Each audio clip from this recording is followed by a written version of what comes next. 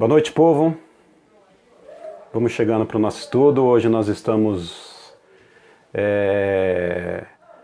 na quarta aula sobre a doutrina da soberania de Deus. Na verdade, na quinta, né?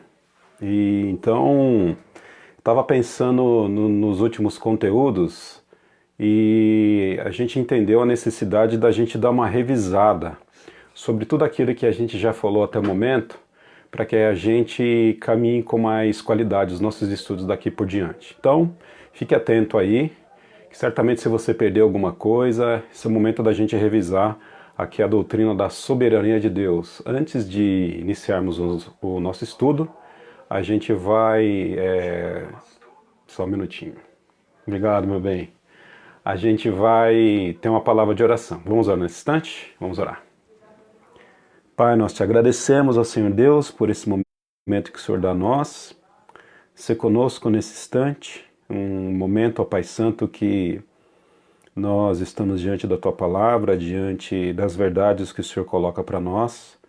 E te pedimos, em nome do Teu Filho Jesus Cristo, que o Senhor possa, ó Pai Santo, fazer com que a Tua Palavra, ela assente em nossos corações, que nós possamos, ó Pai Santo, entender a Tua Palavra e respondê-la positivamente, porque nós sabemos que a Tua Palavra não volta vazia e queremos nesse instante que o efeito dela no nosso coração seja a Tua graça, Pai Santo.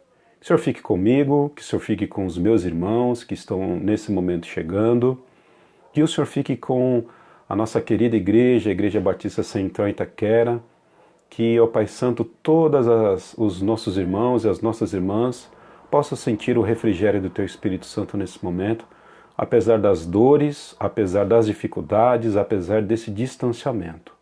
Que, ó Pai Santo, a comunhão do Teu Espírito, ó Deus, possa ser percebida pelos sentidos da Tua igreja reunida. Em nome de Cristo, nós agradecemos por tudo que o Senhor tem feito a nós. Amém.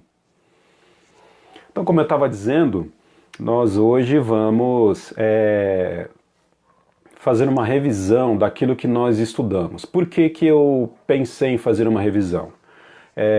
Eu acredito que esse assunto sobre a soberania de Deus, ele é um assunto muito polêmico e, conforme eu disse, ele é um mingau quente que a gente tem que comer ele pelas beiradas até a gente chegar ali no meio para poder compreender toda essa doutrina. E é uma doutrina de fato que a gente reconhece que é muito difícil. Infelizmente, ela não é tanto comum como deveria ser, por uma questão histórica. Essa doutrina ela foi perdida de vista. Toda vez que se fala em soberania de Deus, essa expressão ela é associada ao calvinismo e conhecidamente podemos afirmar que o calvinismo ele sofre também um certo tipo de discriminação dentro das igrejas, nem todas, mas algumas igrejas ainda olham o calvinismo com um pouco de reticência, com um pouco de discriminação e se associa à doutrina da soberania de Deus estritamente ao calvinismo. E nós sabemos que não é nada disso. O calvinismo ele é um sistema muito mais abrangente do que predestinação, soberania, enfim. E também, hoje é o momento que nós temos para poder... Pronto, agora foi. Vamos lá de novo. Hoje é o momento que nós temos para poder, de forma tranquila e calma, tentar tirar aqui algumas dúvidas que porventura ficaram lá atrás. Então, assim, se você tem alguma dúvida, se alguma coisa ficou lá atrás, se você perguntou algo que eu dei uma resposta que não necessariamente satisfez a sua consciência, fica a dica. Você pergunta, porque certamente a Anice que está aqui do meu lado, né? Me ajudando, não está me atrapalhando, ela está me ajudando. Na verdade, foi eu que deixei o telefone ligado. Então a Anice que está aqui do meu lado, ela vai pegar suas perguntas, vai trazer para mim para que a gente possa responder para você. Então aproveite aí, tá bom? Pois bem, nós paramos um pouquinho sobre a vontade humana. Nós estamos ainda tratando sobre vontade humana nós não vamos abrir um parênteses aqui para fazer uma revisão e depois continuar falando sobre vontade humana. Não, ainda nós estamos falando sobre vontade humana. Porém, a gente vai colocar aqui um aditivo dessa revisão do conteúdo que nós trouxemos até agora, tá? Então, fica aí como pano de fundo para você entender essa aula de hoje, essa live de hoje, a vontade humana. A vontade humana tem que estar aí na sua cabeça, tem que estar no seu coração, ok? Pois bem, sigamos então à frente. Quando nós falamos sobre soberania de Deus, nós precisamos entender o motivo pelo qual nós estamos estudando essa doutrina nesses dias, ok? Não é, volto a dizer aqui, não é porque eu tenho uma preferência ou uma possível preferência pessoal sobre essa doutrina, não é porque a gente não tinha o que fazer durante a pandemia e nós inventamos, muito pelo contrário, acreditamos pela fé que o coronavírus, ele nada mais é do que um agente de Deus que, de alguma forma, Deus, em algum momento, e eu pela fé acredito que antes da fundação do mundo, decretou a chegada do coronavírus na humanidade nesse exato momento. E a gente precisa entender isso, porque ao entender isso, nós vamos entender que Deus pode todas as coisas e que Ele está sobre o controle de todas as coisas. Ora, se você entender que Deus controla todas as coisas, que Ele está sobre todas as coisas, que nada passa desapercebido ao seu plano, e você crê nesse Deus, que é um Deus amoroso e que de fato Ele faz o melhor para você, faz o melhor para sua família, para a humanidade, ora, o mínimo que se espera é que você seja consolado pelo Espírito Santo com essas verdades. Então, estudar a soberania de Deus nesse momento tem um objetivo primário e fundamental para que você, dentro da palavra de Deus, você consiga encontrar conforto. Afinal de contas, a casa está caindo na nossa cabeça. E aí fica uma pergunta: se Deus é bom, por que a casa está caindo na nossa cabeça? Se Deus é bom, por que existe o mal? Se Deus é bom, como é que Deus manda o coronavírus? Esse não foi uma ação do diabo, não foi uma ação do próprio homem? Será que esse Deus, sendo tão bom, ele poderia fazer com que, poderia ter, de alguma forma, criado o coronavírus para poder trazer algum ensino didático para a humanidade? Então são questões que a doutrina da soberania de Deus certamente ela responde. Então, como caráter introdutório, entenda, nós estamos estudando essa doutrina ou essa disciplina bíblica com um objetivo primário, de fazer com que você entenda o que as Escrituras têm de resposta para esse momento e dentro dessa resposta você encontrar consolo, sabendo que Deus é Deus e Ele está sobre todas as coisas. Deus é Deus na morte, Deus é Deus na vida e nada foge do seu plano soberano. Quando nós falamos em doutrina da soberania de Deus, a gente precisa também entender que existe uma outra doutrina que anda em paralelo, de mãos dadas com a soberania de Deus, que é a doutrina da responsabilidade humana. Nós não podemos dizer o seguinte: olha, Deus fez todas as coisas, já está tudo determinado, então basta, o único trabalho que o homem tem para fazer agora é cruzar os braços, porque uma vez que está tudo determinado, uma vez que Deus já fez todas as coisas conforme o seu soberano e o seu sábio conselho, então de que adianta eu tentar planejar o futuro, de que adianta eu me esforçar diante de um projeto de vida que eu tenho, de que adianta então a gente acordar de manhã, trabalhar o dia inteiro, enfim, para que serve a vida? Na verdade, se Deus determinou inclusive as minhas vontades e as minhas ações, ora, se nós entendemos que é isso, a pergunta que fica é a seguinte: para que então eu preciso orar? Para que então eu preciso evangelizar? Para que então eu preciso trabalhar? Para que então eu preciso buscar a Deus para que Deus abençoe os meus projetos de vidas pessoais? Quando nós entendemos que o homem ele é responsável por todas as suas ações e que ele age livremente, de acordo com a sua natureza, nós estamos dizendo que esse homem, ele é o quê? Ele é responsável pelas suas ações, e são ações morais. O homem pensa e ele decide aquilo que ele quer para a vida dele. E ele então toma ações reais. Deus não manipula o homem nas suas ações. As ações que o homem toma são ações livres e ações reais. O homem, ele tem vontade e ele age segundo a sua vontade. Por que eu estou dizendo isso? Porque é importante nós não incorrermos em erros aqui, que são erros que podem até ser considerados como heresias. Nós não podemos dizer que Deus, ao decretar todas as coisas, ele faz com que o homem peque, porque Deus planejou fazer com que o homem pecasse, e aí então logo o homem não é responsável pelo seu pecado, e sim, Deus é perdoe-me, Deus é quem tem culpa do seu pecado. Não. Da mesma forma que a palavra de Deus diz que Deus faz todas as coisas, que ele controla todas as coisas, e inclusive Deus controla a vontade humana, ou melhor, usar a expressão correta, né? Deus, ele é soberano sobre a vontade humana, e isso não legitima o homem ser pecador, porque o homem ele é pecador porque ele quer, porque ele deliberadamente, de forma livre, ele age em favor do pecado, e as escolhas que o homem faz, ele faz porque assim ele quer. Logo, o homem, ele é plenamente culpado do seu pecado. Que coisa, né? De um lado, Deus determina todas as coisas, de um outro lado, o homem é responsável por aquilo que faz. E como é que essas coisas, elas se unem? Como que essas coisas, elas se sedimentam? Eis aí a questão. A gente vai trabalhar um pouquinho mais lá na frente.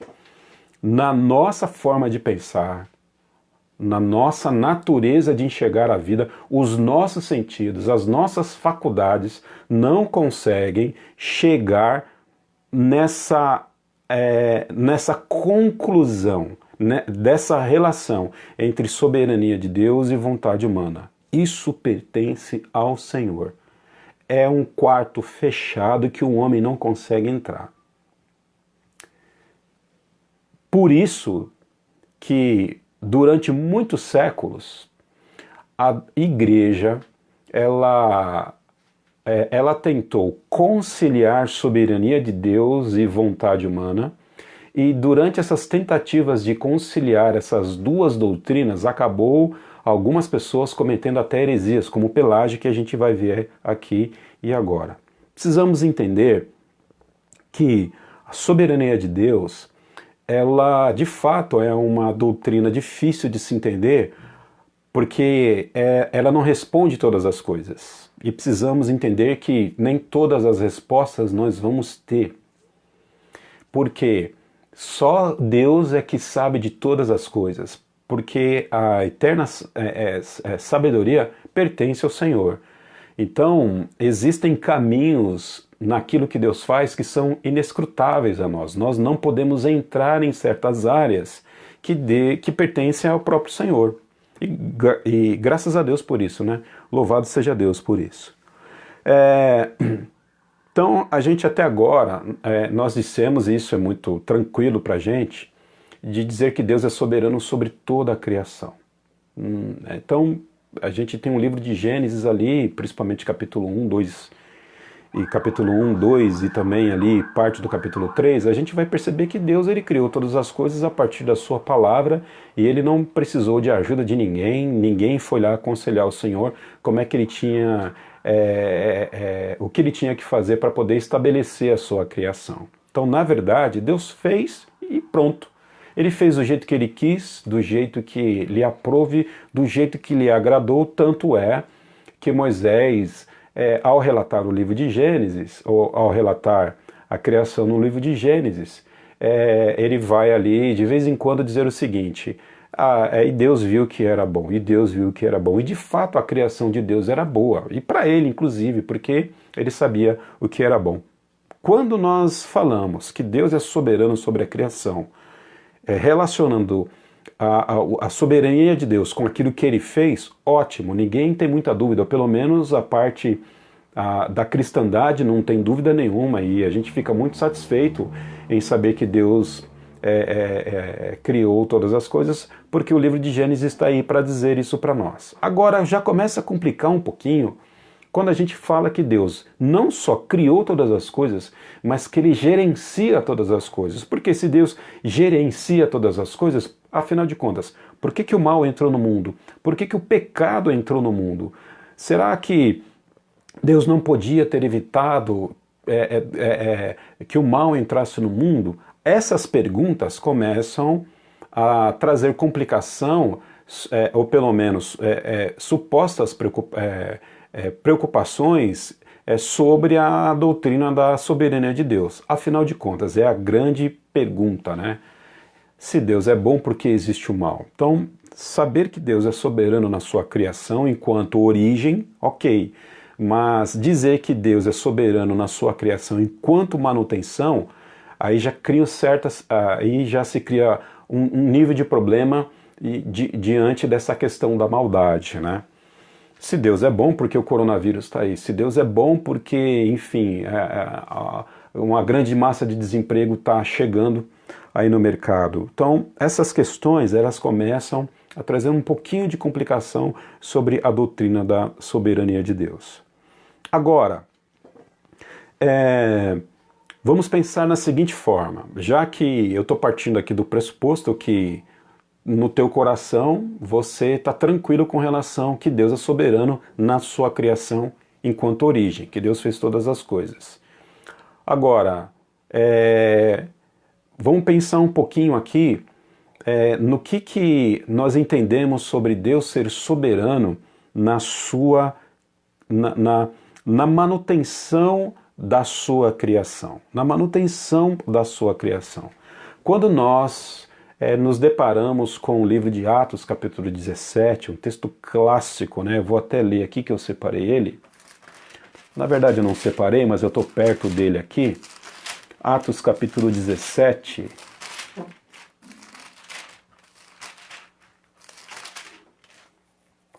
Paulo está em Atenas e ele está ali falando para os filósofos de Atenas. Eu estou aqui no verso 28, verso 27. Deus fez isso para que os homens o buscassem e talvez tateando pudessem encontrá-lo, embora não esteja longe de cada um de nós. Aí o apóstolo Paulo vai dizer o seguinte: pois nele vivemos, nos movemos e existimos, como disseram alguns dos seus poetas.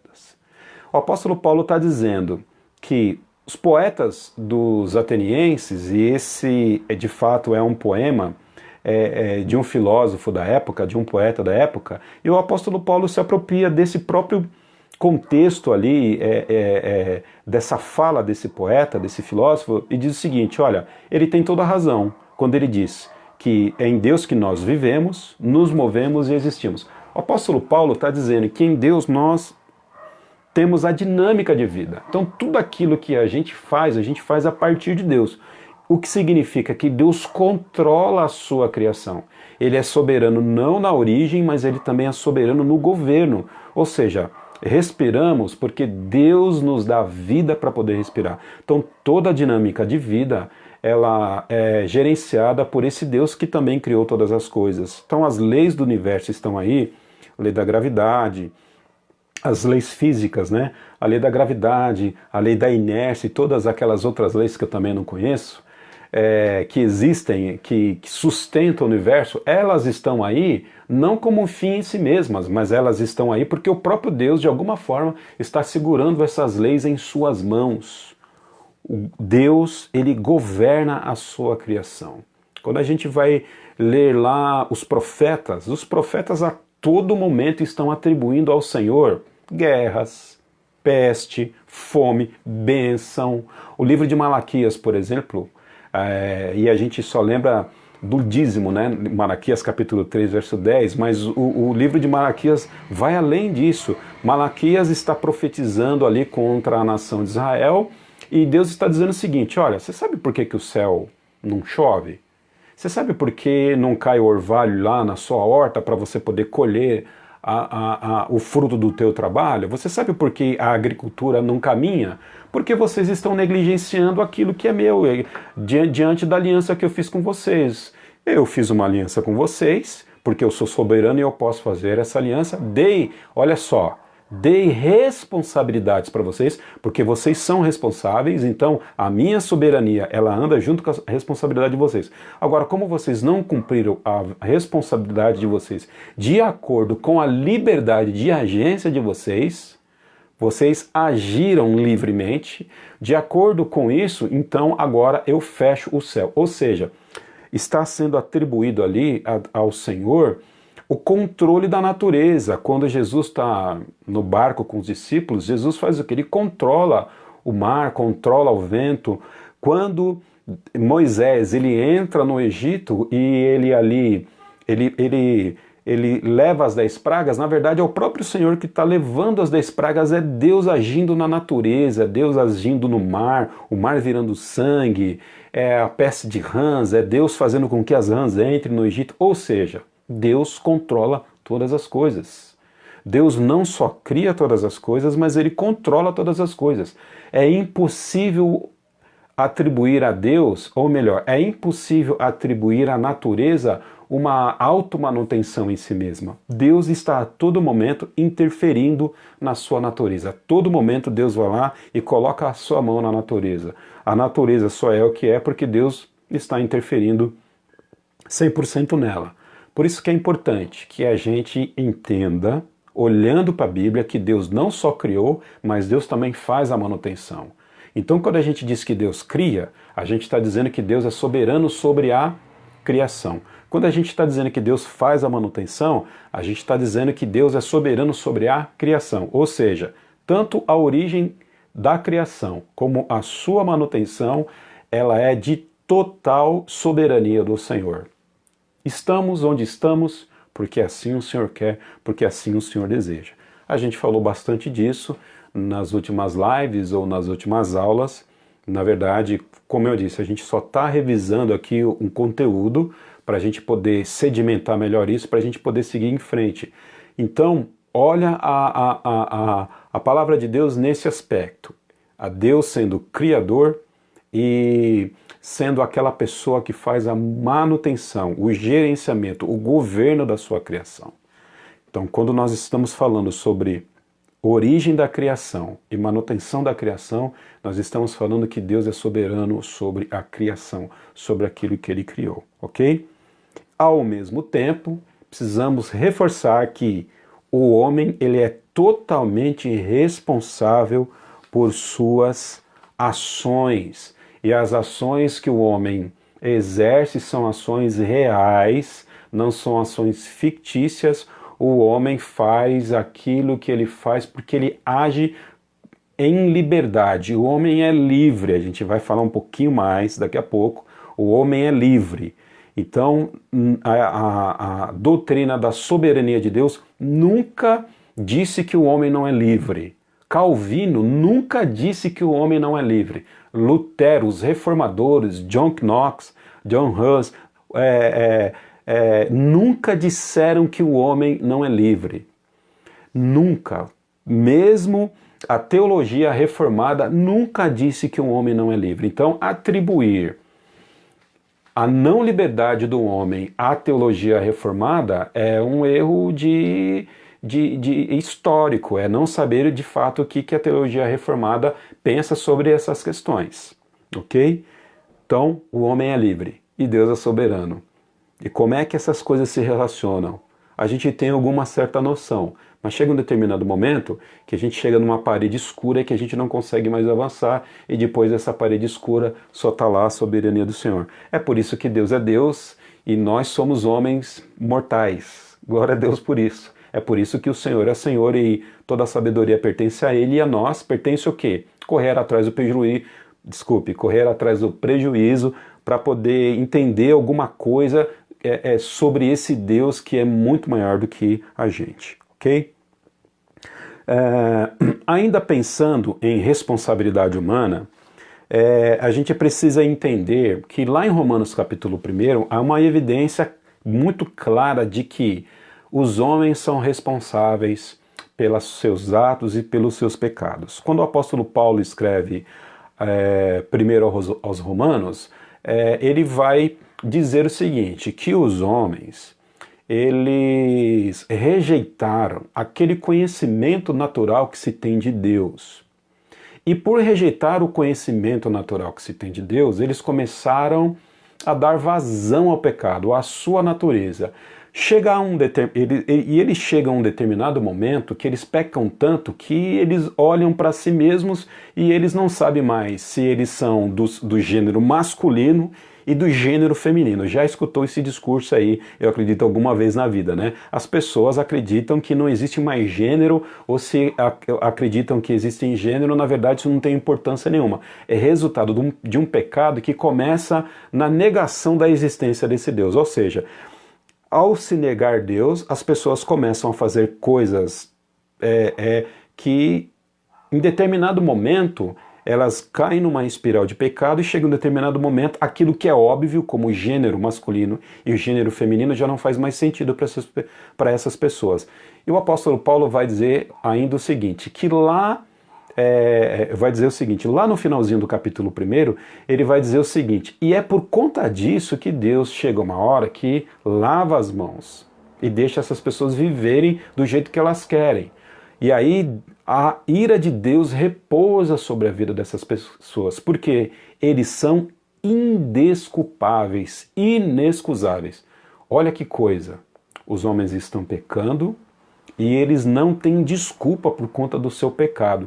A culpa do pecado dessa galera que peca é deles. Então o seu pecado é sua culpa. O meu pecado é a minha culpa. O seu pecado é sua culpa. O meu pecado é minha culpa. Não podemos responsabilizar as pessoas por conta dos nossos pecados. Porque nós pecamos porque queremos. Porque isso faz parte da nossa natureza. A gente vai falar um pouquinho mais. E vamos seguir falando, na verdade. Então precisamos entender que os profetas, eles falaram muito sobre a soberania de Deus. A gente precisa entender que os profetas sempre atribuíram ao Senhor responsabilidades de catástrofes, de hecatombes, está lá. O profeta Jeremias falou sobre o quê? Sobre a Babilônia, que o exército caldeu, Nabucodonosor, que ia trazer um flagelo sobre a nação de Israel. O livro de Daniel fala sobre a sobreposição e queda de reinos. A todo momento Deus levantando reinos, tirando reinos, trazendo flagelos sobre a nação de Israel e sobre as nações que estão em torno de Israel. A gente está estudando o livro de Amós aos domingos pela manhã, e o livro de Amós, do profeta Amós, é uma outra prova também de que Deus faz todas as coisas, de que Deus é o Deus que traz justiça. Amós ali está levando a nação de Jeroboão II, que Israel, né, Reino do Norte, e Reino do Sul, Reino de Judá,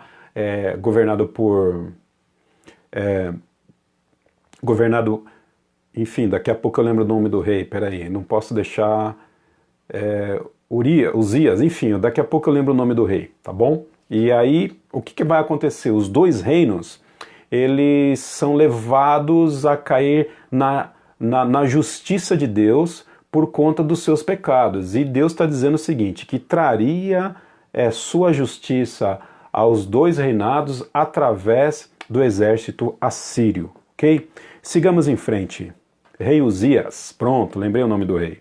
Rei Uzias, governador de Judá, e Jeroboão II, governador do Reino do Norte, do Reino de Israel.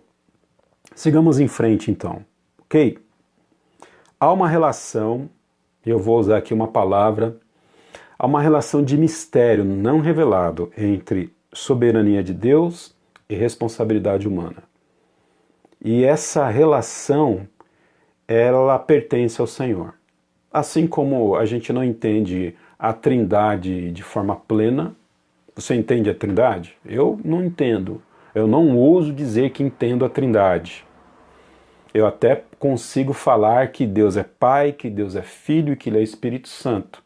Mas como é que nós entendemos a relação dessas três pessoas de uma mesma natureza divina, plenamente dizendo, a gente não consegue definir isso.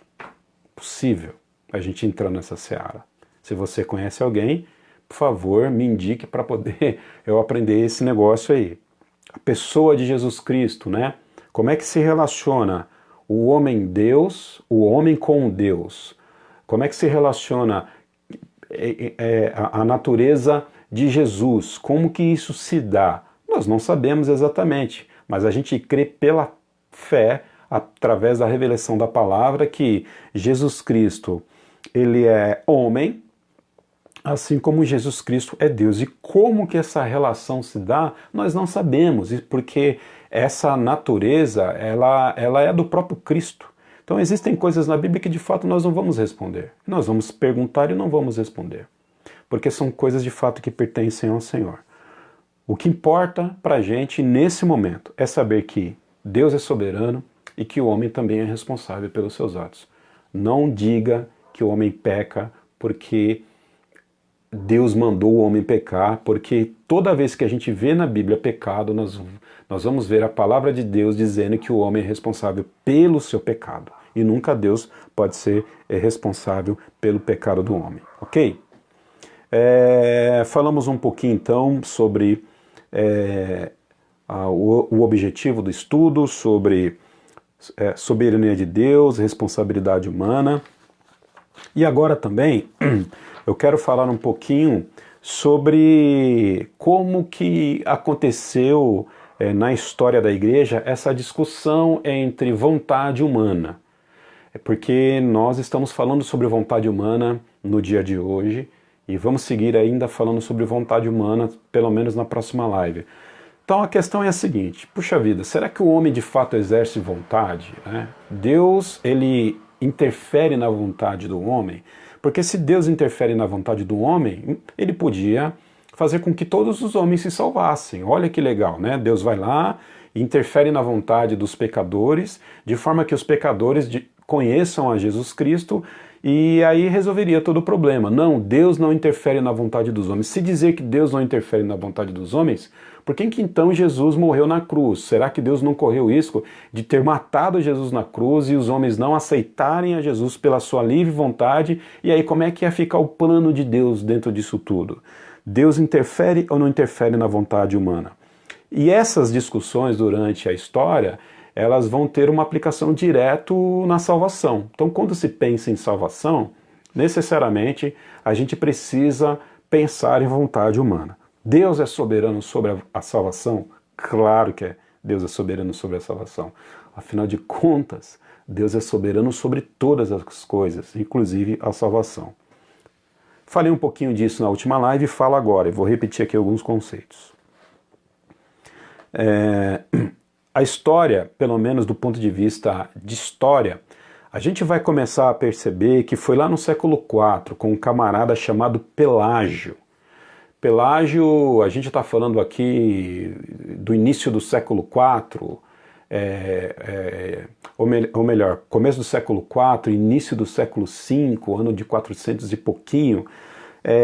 Pelágio, ele vai entrar na história como um teólogo e ele diz o seguinte, ele vai dizer o seguinte: o que Pelágio ensina dentre todas as coisas que ele ensinou? Ele está dizendo que o homem, ele não herdou o pecado original de Adão e Eva. Ok? Então, o que Pelágio diz? Ele diz o seguinte: Adão e Eva pecou pelo seu livre-arbítrio, livremente, de forma voluntária. Adão e Eva, usando do seu livre-arbítrio, da sua capacidade de julgar o que é bom e o que é mal, eles então foram lá e tomaram da árvore do conhecimento do bem e do mal, comeram, porém eles pecaram. Logo, os seus filhos, Caim e Abel, e todo o resto da raça humana, não pecaram. Eles pecam, mas eles pecam não porque são pecadores. Pecam porque decidiram pecar voluntariamente diante daquilo que eles aprenderam na sociedade. Então, na cabeça de Pelágio, ele entendia que o pecado não era transmitido de geração em geração. O pecado não era herdado. o pecado ele não era comunicado de pai para filho. Pelágio entendia que o homem nascia sem pecado. É aquela ideia do anjinho, né? O bebezinho ele nasce anjinho lá, ele não peca, então ele vai pecar porque ele escolhe pecar durante a sua vida. Isso aí é heresia, não tem outra palavra. A própria história condena Pelágio como um herege. Pelágio, além de falar isso, ele vai dizer que o homem entra pelo céu pela força, o homem tem que trabalhar para poder entrar no céu, ele tem que se esforçar, aquela pataquada toda teológica que a gente já sabe que Pelágio fez na história.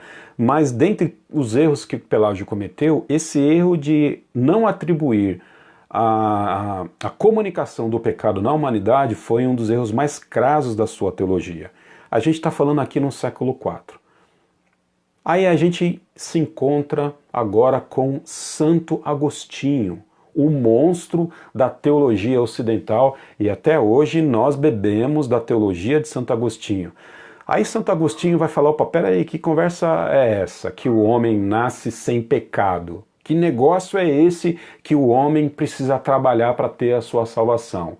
E aí Pelágio, então, ele vai começar a escrever, dentre outras coisas, refutando, aí Agostinho, ele vai começar a escrever essa teologia dele, em muitos pontos refutando aquilo que ele ouviu de Pelágio. Então perceba, primeiro se nasce a ideia de que o homem é bonzinho, o homem nasce bonzinho, ele nasce legal, que o homem nasce sem pecado nenhum, e depois é que o homem se esforça para poder ter a salvação, porque afinal de contas esse homem é tão bonzinho, ele é tão legal, ele tem lá a luz de Deus dentro dele que ele vai fazer força para buscar esse Deus que talvez ele não conheça para poder ter salvação, porque afinal de contas a salvação também ela vem pela força, né? A gente precisa se esforçar para ter salvação. Quem começou com essa ideia foi Pelágio no século IV. Os pais da igreja, ou aqueles primeiros pensadores que sucederam os apóstolos, século I até o século III, eles até cometeram lá os seus erros teológicos, mas alguns casos, enfim, mas Pelágio se apropria agora desse chamado livre-arbítrio para construir de fato uma doutrina, a doutrina de que o homem nasce sem pecado e que o homem, pela sua força, ele pode ter lá a salvação. Heresia. Heresia. É em Pelágio que a gente vai então ver o desenvolvimento daquilo que se chama de doutrina do livre-arbítrio. Então perceba, quem usou a expressão livre-arbítrio foi Pelágio. Então quando você diz que o homem tem livre-arbítrio, você vai precisar concordar pelo menos em alguma medida com Pelágio. Pelágio é que disse que o homem tem livre-arbítrio. Então, volto a repetir. Se você diz que acredita no livre-arbítrio, logo você vai também precisar colaborar, talvez não em tudo, mas em muita coisa com Pelágio, ok? O livre-arbítrio, o que é o livre-arbítrio para Pelágio? Pelágio, ele está dizendo o seguinte, uma vez que o homem não herdou o pecado de Adão e Eva, o homem é um ser perfeito, olha só, e por ser perfeito, ele livremente, ele pode arbitrar, ele pode criar juízo, árbitro, juiz, ele pode arbitrar juízo de forma livre, ele está livre do pecado, e então, por ser um ser perfeito, ele sabe o que é bom e o que é mal. Você acha que isso é heresia ou não? Claro que é heresia. Isso é heresia, queridos. Não tem como o homem arbitrar livremente, sem pecado. O livre-arbítrio, ele aponta que o homem, ele exerce vontade livre nas suas escolhas.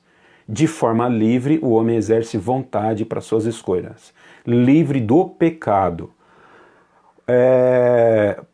Para Pelágio, segundo a doutrina do livre-arbítrio, o homem ele tem a capacidade autônoma na sua vontade. Ou seja, a sua vontade ela é autônoma. Ou seja, a vontade do homem é soberana. Olha o que o Pelágio está dizendo. Se eu tenho autonomia na minha vontade, logo a minha vontade é soberana. Significa que a minha vontade, ela não tem interferência nenhuma do Senhor que está nos céus. Logo, o que Deus quiser fazer na minha vida, Ele não vai fazer. Por quê? Já que eu tenho vontade livre, vontade soberana, eu tenho capacidade autônoma de gerir as minhas vontades, logo Deus não pode interferir naquilo que eu desejo, naquilo que eu quero. Então Deus não tem poder para poder me salvar e Deus também não tem poder para me mandar para o inferno, porque eu sou autônomo, eu faço da minha vida o que eu quero. Você acha que essa teologia poderia ser construída, ou melhor, você acha que essa teologia ela poderia ser verdadeira?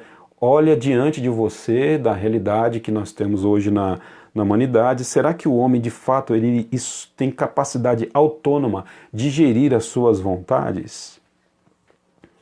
O homem ele não tem essa capacidade autônoma. Aí Agostinho vai dizer para Pelágio o seguinte: Pelágio, olha, senta aqui na cadeirinha que o papai vai te explicar uma coisa. Primeira coisa, o pecado ele é herdado dos nossos antepassados. Todos os homens pecaram.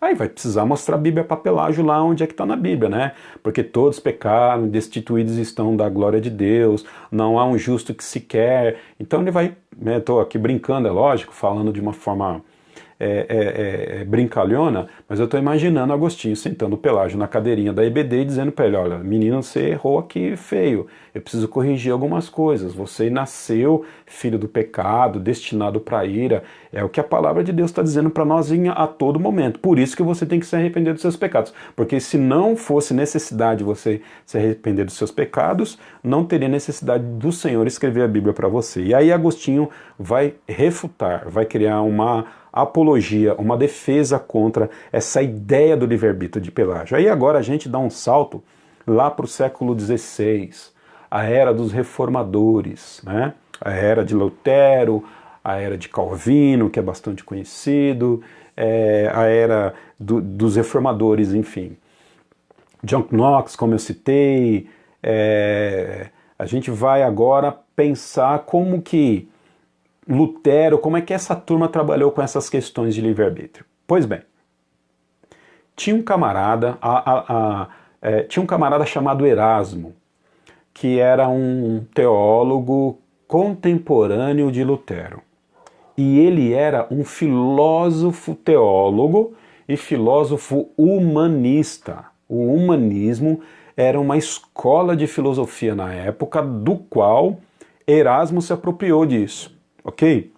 Lutero também estudou muito humanismo, Calvino estudou muito humanismo, e Erasmo ele era um humanista de cadeira, de cátedra, e ele era um filósofo humanista. E esse filósofo humanista, Erasmo, ele vai agora dizer o seguinte: olha, Pelágio lá no século IV, a gente agora está no século XVI, ele vai dizer o seguinte: Pelágio lá no século IV, ele disse que o homem não herdou o pecado dos seus pais, que o pecado ele não é comunicado de geração em geração. Então eu, como um bom teólogo e como um bom filósofo humanista, como eu sei de todas as coisas, de todos os mistérios de Deus, eu quero declarar que Pelágio errou. Então eu vou corrigir a doutrina de Pelágio. Na verdade, olha o que acontece. A transmissão do pecado de fato aconteceu desde a queda do primeiro homem. Porém, olha só o que ele vai dizer. Quando a gente fala de salvação, o homem, de alguma forma, ele tem que se esforçar assim para ser salvo. Então ele tenta ajudar Pelágio, mas na verdade ele ajuda a metade e a outra metade ele fala a mesma coisa que Pelágio falou lá atrás. Por isso que nós chamamos o movimento de Erasmo como um movimento semi-pelagiano. Quando isso chega para Lutero, Lutero vai falar assim: da onde esse doido tirou isso? Olha só, Lutero não vai questionar a doutrina da soberania de Deus. Lutero não vai questionar essas questões sobre a soberania de Deus na vontade humana. Lutero, quando ele vai tratar sobre essas questões, ele faz algo parecido com o que Agostinho fez no século IV.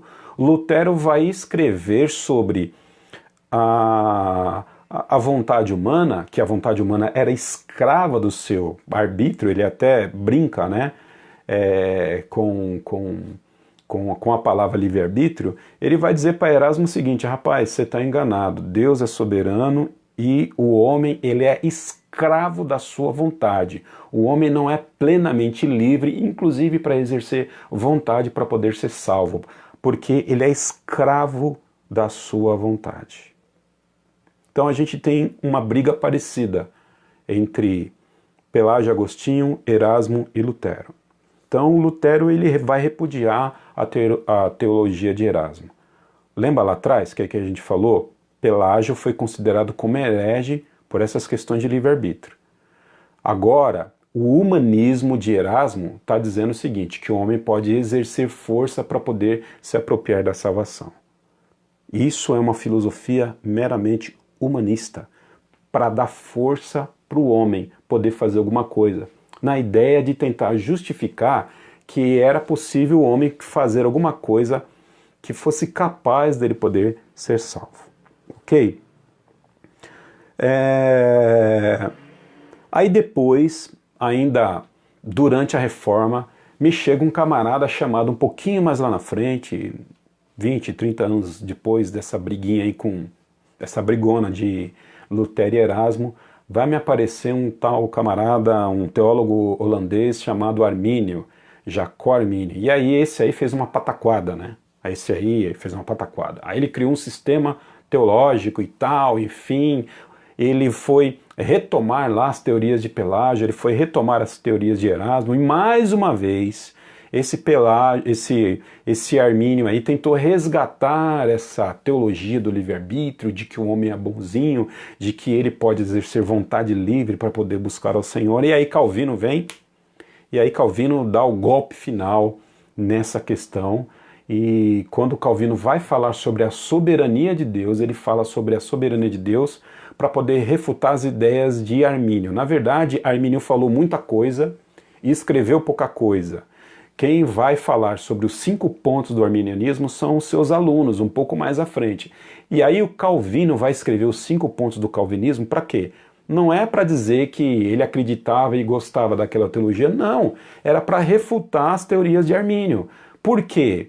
Soberania de Deus na salvação, na vontade humana, na criação, na manutenção da criação, sempre existiu como um senso comum na teologia reformada. Apesar, desde lá de Agostinho, não era algo questionável. Então, quero que você perceba o seguinte, toda vez que se fala em livre-arbítrio na história, toda vez que se fala da capacidade do homem exercer alguma coisa para poder agradar o coração de Deus, toda vez que isso acontece, há uma resposta para dizer negativo, tudo provém de Deus. Então, quando nós falamos em soberania de Deus, a soberania de Deus era senso comum durante a história da teologia da igreja. E ela vai só aparecer para poder refutar esses hereges que apareceram na história. Senão, a gente não estaria nem falando aqui sobre soberania de Deus. Se não fosse Pelágio, se não fosse Armínio, Erasmo, a gente nem estaria tratando sobre essa questão porque seria algo natural. Até porque está na Bíblia. E o que é a Bíblia é de forma natural. Para você ter ideia, se Calvino tivesse vivo hoje, ele ia achar estranho essa live aqui, essa série de estudos. Falar, mas rapaz, a turma está perdendo tempo com isso, porque para ele era algo comum. Ele não foi um defensor da bandeira da soberania de Deus. Há uma ideia muito errada sobre a teologia calvinista, né, sobre o que Calvino pensava. Então, soberania de Deus, predestinação, isso aí é uma pedra no quebra-cabeça teológico de Calvino. Por incrível que pareça, se você ler um pouquinho a história da Reforma, Calvino, ele vai... Tá bom, meu bem, a Venice está ali me lembrando do tempo. Calvino, ele vai brigar com outros teólogos por conta de ceia, você acredita? Aquilo que a gente discute hoje sobre livre-arbítrio, Calvino discutia no tempo dele sobre ceia. Como que era a ceia? Se Jesus estava na ceia, se não estava, se era um símbolo, se não era. E ele gastou ali muita pestana para poder falar dessas questões de ceia. Mas o que eu quero falar para você, voltando a esse panorama histórico que a gente já deu lá atrás, é o seguinte. Quando falamos em predestinação, doutrina da soberania de Deus, nós sempre falamos mostrando que, no ponto de vista histórico, essas doutrinas só foram uma resposta contra as heresias que se levantaram. Porque se não fosse essas heresias, talvez a doutrina da soberania de Deus, do ponto de vista sistemático, como nós temos hoje, ela nem talvez teria existido, porque não era uma doutrina de grande importância para poder ser discutida como nós estamos discutindo hoje aqui. Agora eu quero aqui terminar com um ponto para que você entenda, eu acredito, tenho esperança, que você entenda com um pouco mais de facilidade essa questão da relação entre soberania de Deus e vontade humana. Lembre que a gente não vai tratar necessariamente sobre vontade humana aqui nas nossas nessa série de estudo. A gente está tratando sobre soberania de Deus, mas eu quero que você preste bastante atenção naquilo que eu vou dizer agora. O que me ajudou nessa minha caminhada para entender, ou pelo menos entender aquilo que a gente pode dessa relação, Deus soberano, homem responsável, foi a ideia, ou melhor, foi a segurança com qual Lutero defendeu a bandeira do pecado comunicado de geração em geração no seu livro Escravo do Pecado. Então, quando Erasmo vai dizer que o homem, ele pode fazer força boa, positiva, exercer vontade para buscar o Senhor, porque o homem é livre para poder buscar o Senhor, aí Lutero vai escrever aquele livro magistral, Escravo do Pecado. O que Lutero está dizendo? Lutero está dizendo o seguinte: está certo, Erasmo, o homem é livre, mas ele é livre dentro da sua natureza. Logo, se ele é livre dentro da sua natureza, ele é escravo do pecado.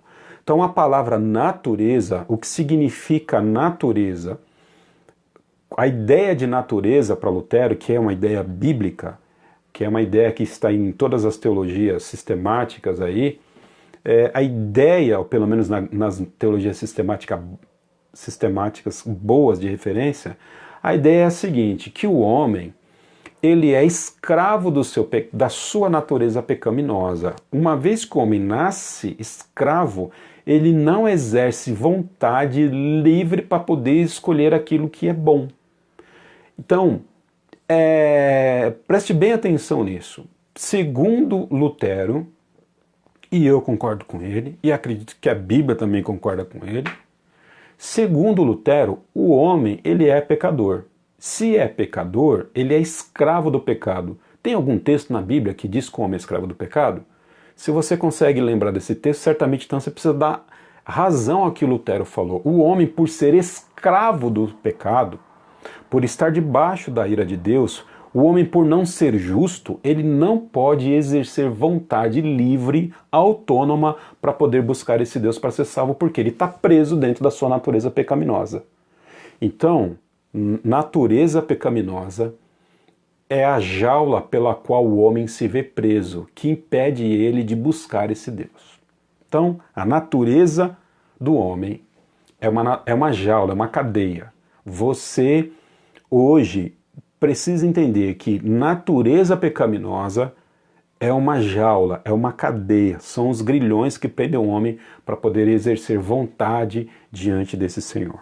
Aí eu falei bastante disso na semana passada e estou repetindo isso aqui agora para que você entenda. O homem, ele é livre? Claro que o homem é livre.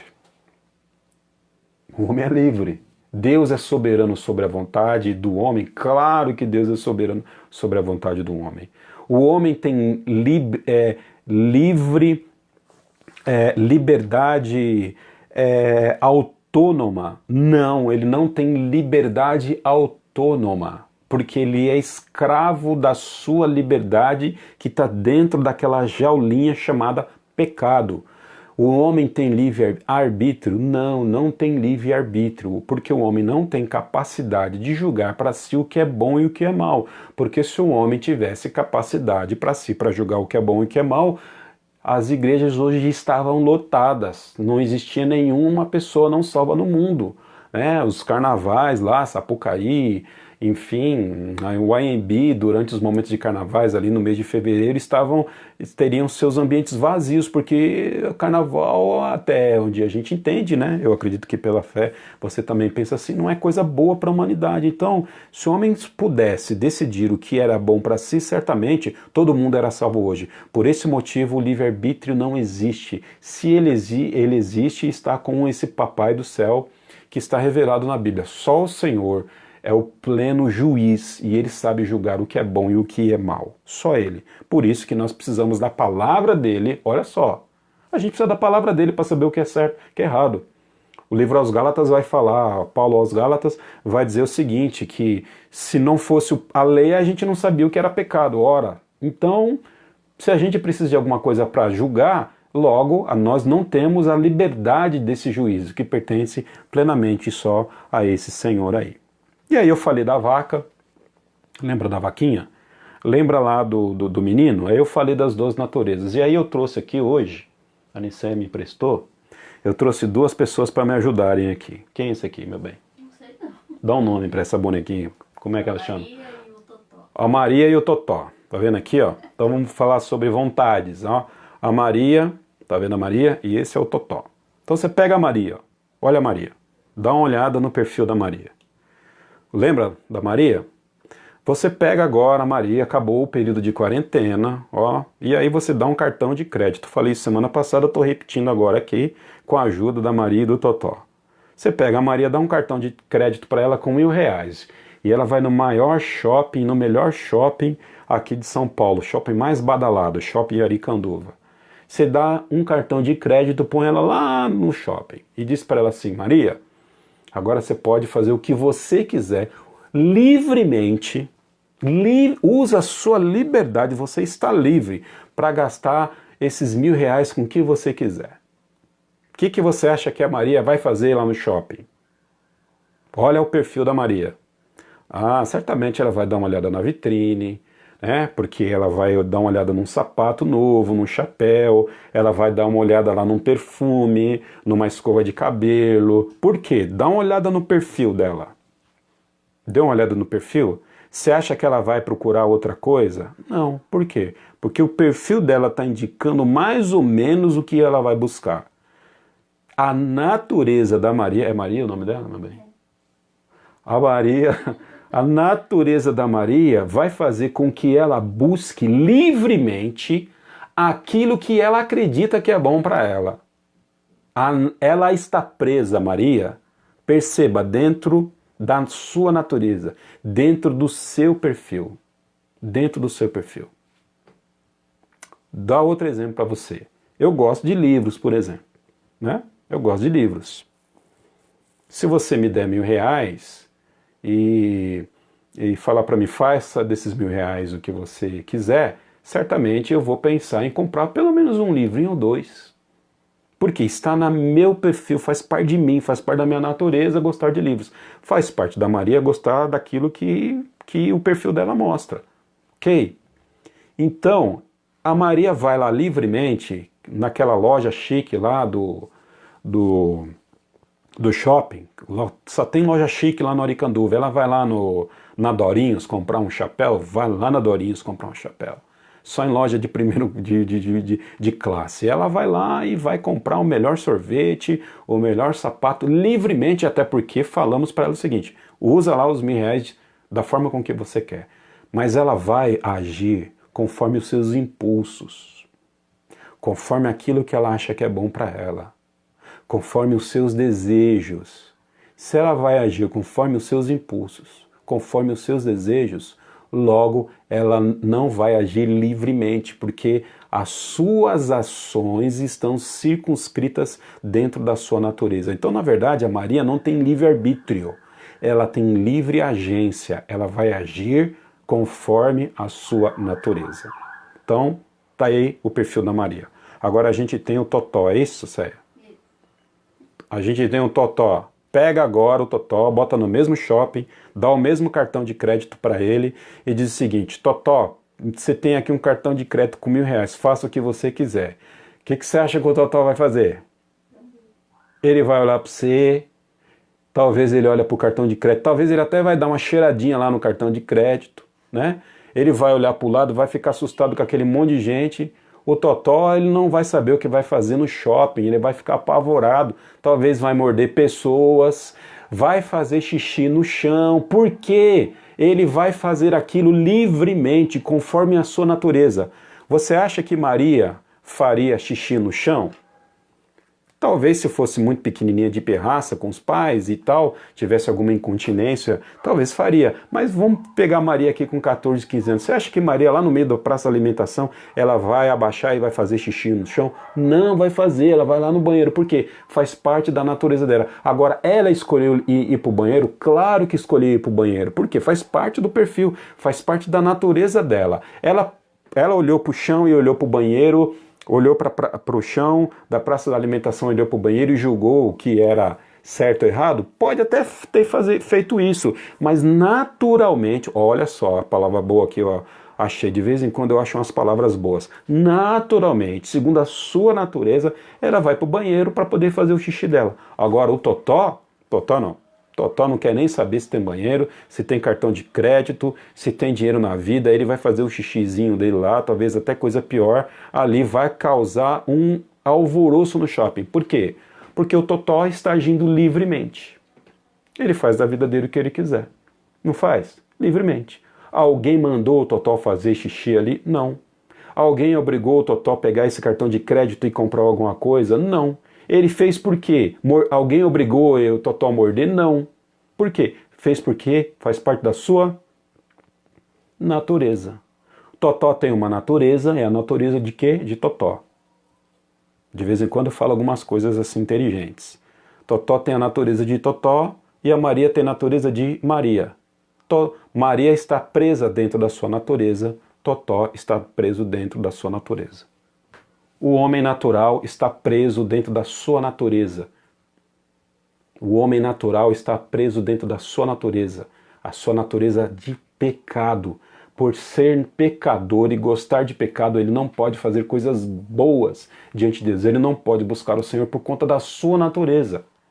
Agora, o homem nascido de novo, ele pode sim prestar culto ao Senhor, entender a palavra de Deus. Ele pode reagir positivamente diante da palavra de Deus, porque ele agora tem uma natureza diferente. Cristo está nele. Apesar ainda de ser pecador, ele agora está livre do pecado. Ele vai pecar, vai continuar pecando, mas do ponto de vista de natureza, agora ele é escravo de quem? De Cristo. Totó era escravo do pecado, digamos aqui, dentro da sua natureza. E Maria, escrava de Cristo. São pessoas com naturezas diferentes. Então, quando Lutero vai dizer que o homem é escravo do pecado, olha que chave de interpretação que a gente vai ter para essa questão da soberania de Deus e responsabilidade humana. Lutero está dizendo o seguinte: é impossível para o homem buscar a Deus, porque naturalmente o homem ele vai usar da sua liberdade, olha, naturalmente o homem usa da sua liberdade para não buscar a Deus, porque ele opta, por opção, não buscar a Deus, porque o homem tem vontade. E ele faz isso como uma ação moral. E Deus obrigou esse homem a não buscar o Senhor? Não! Deus não obrigou nada. Deus está de braços cruzados, olhando para o homem, e o homem está lá cego dentro da sua natureza, e Deus não está dizendo o seguinte: olha, eu vou endurecer lá o seu coração para você não me aceitar. Não, Senhor, eu estou me esforçando aqui. Não, eu não vou deixar que você se esforce. Eu vou lá no seu coração, trabalhar no seu coração para que você não me aceite. Não. Lutero está dizendo o seguinte: essa turma aí, todo mundo nasceu zumbi, nasceu morto. Será que Lutero tinha razão? Tinha razão? Será que lá em Efésios capítulo 2 a gente pode ver que o homem nasceu morto? Será que está escrito na Bíblia? Lutero vai dizer que sim, que o homem nasceu morto. Por nascer morto, o homem não podia exercer livre vontade autônoma para buscar a Deus. O homem ia exercer livre vontade não autônoma para não buscar a Deus, porque ele é pecador, ele está envolto a uma lama. Deus é soberano sobre a vontade? É. Quando a gente diz que Deus é soberano sobre a vontade, eu quero aqui fechar. Se tiver pergunta, tem pergunta, minha mãe? Eu quero aqui fechar com uma fala dizendo o seguinte. Vamos lembrar de novo de Paulo. Vamos lembrar de Nabucodonosor, de Ciro. Tem tantos exemplos na Bíblia. Já Faraó. Deus endurece o coração de Faraó. Deus pode endurecer o coração das pessoas? Pode. Está lá na Bíblia. Deus endureceu o coração de Faraó. Deus amolece o coração das pessoas? Claro que amolece. Amoleceu lá o coração de Nabucodonosor. Lá no finalzinho, lá a gente vai ver no livro de Daniel, Nabucodonosor vai comer com os bichos para ele aprender que Deus é Deus, e ele vai falar assim, rapaz do céu, não é que Deus é Deus mesmo, e eu achei que era alguma coisa, olha, louvado seja esse Deus aí de Israel, porque esse Deus, esse Deus é Deus mesmo, hein? Deus amoleceu o coração desse camarada. Deus amoleceu o coração de Paulo lá no caminho para Damasco, cabra ruim, Paulo era sangue ruim, não gostava de crente, ajudou lá a segurar a roupa da turma que apedrejou Estevão. Pense nome brabo, rapaz. Deus foi lá no caminho de Damasco. Interessante que Paulo não estava sozinho, né? Paulo tinha outras pessoas em torno dele, mas Deus foi encontrar quem lá? Foi encontrar Paulo, o vaso dele, o escolhido dele. Paulo, é com você que eu vim tratar. E os outros? Os outros eu converso depois. Mas eu vim tratar contigo. Então Deus tanto endurece quanto amolece. Deus exerce sim soberania sobre a vontade humana. E aí eu quero fechar com uma pergunta, que é uma pergunta minha.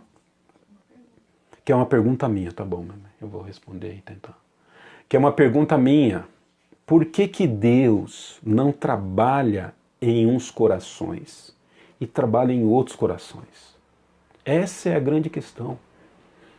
Se nós não podemos buscar a Deus, se é Deus que vem ao nosso encontro, conforme lá o apóstolo João fala, que Jesus que saiu do seu trono, se tornou menino, ele que vem ao nosso encontro, é Deus que está sempre buscando o homem nunca busca Deus. Deus sempre vai atrás, o primeiro missionário é Deus que corre atrás do homem. Mas quando eu digo correr atrás, né, não é aquela, ai, por favor, me aceita, nada disso. É Deus que vem atrás do homem. E quando Deus entra na vida do homem, a gente vai perceber isso. Não tem como o camarada escapar. Ninguém escapa de Deus. Então, por que Deus trabalha os corações para poder aceitar a sua palavra e não trabalhar outros? Por que Deus não trabalha a vontade de alguns e trabalha a vontade de outros? Deus, ele é soberano sobre a vontade humana? É. E a gente vai trabalhar isso daqui para frente. Agora, por quê? Não sei, querido. A palavra de Deus não fala. A única coisa que nós sabemos de forma clara é que aprove ao Senhor nos amar. Aprove ao Senhor amar os seus. Agora, por que Deus ama uns e não ama outros? Eu não sei. Romanos capítulo 9, o apóstolo Paulo vai trabalhar isso a todo momento. A todo momento o apóstolo Paulo vai trabalhar isso. Eu não vou abrir aqui o texto de Romanos 9, porque a gente vai trabalhar o texto de Romanos 9 também na doutrina, na soberania de Deus e na salvação. Chega uma hora que o apóstolo Paulo fala assim, rapaz, Deus escolheu Jacó e Deus rejeitou Esaú. E aí o Paulo vai falar, e eu entendo lá por que Deus fez assim, eu entendo por que Deus vai ainda... ele vai promover um remanescente em cima de tudo isso. Aí o apóstolo Paulo chega lá em Romanos capítulo 9, dá uma passadinha lá. Se você não quiser dormir à noite, dá uma passada lá. O apóstolo Paulo vai dizer o seguinte, e quem é você, barro, para julgar o Senhor, o oleiro? Quem é você para questionar o que Deus faz? Se Deus fez alguns vasos para ira, outros vasos para sua glória, uns vasos para honra e outros para desonra. E aí lá no capítulo 10 ele continua, chega no capítulo 11 o apóstolo Paulo delira. Ele vai dizer o seguinte, ó profundidade das riquezas, da sabedoria divina. E o apóstolo Paulo vai cantar um hino no final. No final o apóstolo Paulo canta um corinho, porque ele fala o seguinte, sabe de uma coisa? É melhor a gente cantar um hino de adoração ao Senhor, o Romanos capítulo 11, finalzinho lá tem um hino, o hino que Paulo canta, ele entoa, porque na verdade a gente não entende nada desse negócio que Deus está fazendo aqui, a única coisa que a gente pode dizer é glorificar o Senhor, porque Ele teve piedade de nós, teve piedade do seu remanescente, porque não depende da vontade humana, depende da vontade do Senhor a salvação. E como é que Deus trabalha isso? Fica comigo, quem sabe daqui uns 3 meses a gente responde essa pergunta aí. Mas, sem brincadeira, continue nos estudos para que essas perguntas elas possam ser respondidas, mas sabendo que nem tudo a gente consegue fechar e precisamos ter a humildade de reconhecer que Deus ele é soberano sobre todas as coisas e não tentar fazer a teologia da Xuxa, pega, estica e puxa para construir uma coisa aqui no meio chamada livre-arbítrio, qualquer outra coisa, para poder justificar que o homem de alguma forma tem poder ou tem força para poder ajudar o Senhor na sua salvação. A salvação depende totalmente do Senhor Deus. E louvado seja Deus por isso. Sim, meu bem.